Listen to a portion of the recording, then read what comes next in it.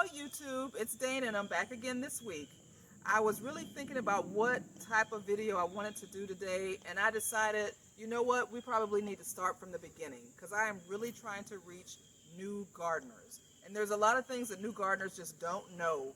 The one thing that you do know is that you want to start a garden and you want to put some seeds in the ground.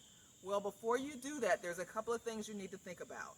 Number one, which is obvious here, is the way that I am dressed. These are my garden clothes. Now, my sister calls this outfit my Mr. Green Jeans outfit. But you know what? I am never scrubbing any grass stains out of any pants that I may work with in the garden.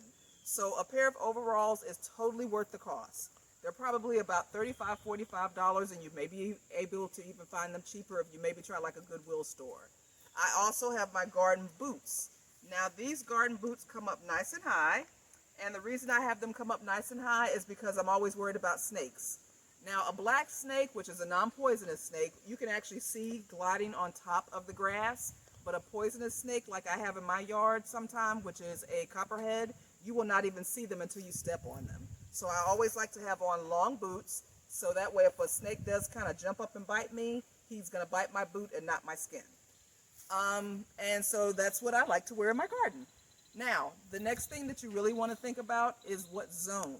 There are everybody, depending on where you live, the country actually has zones in it.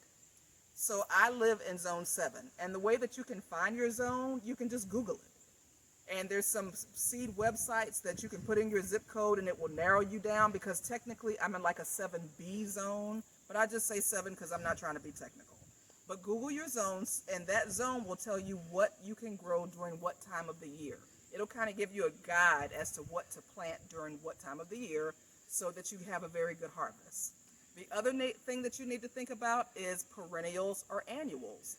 Now, perennials are plants that you plant and they will come back that second year. They'll come back.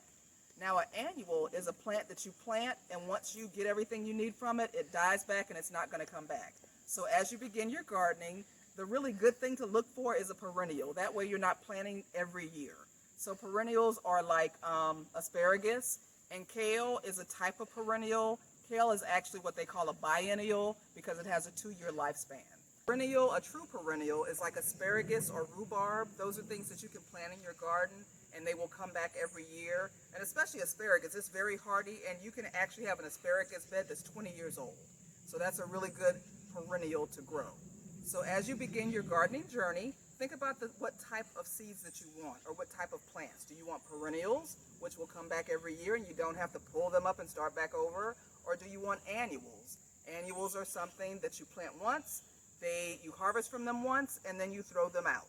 Or you put them back, you like till them under, or you clean them out of your garden bed. So as you begin your journey, think about what you like.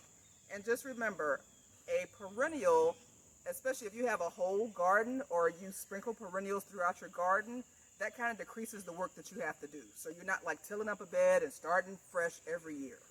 So I hope that little tidbit helps you, and happy gardening. Thank you, YouTube. Bye-bye.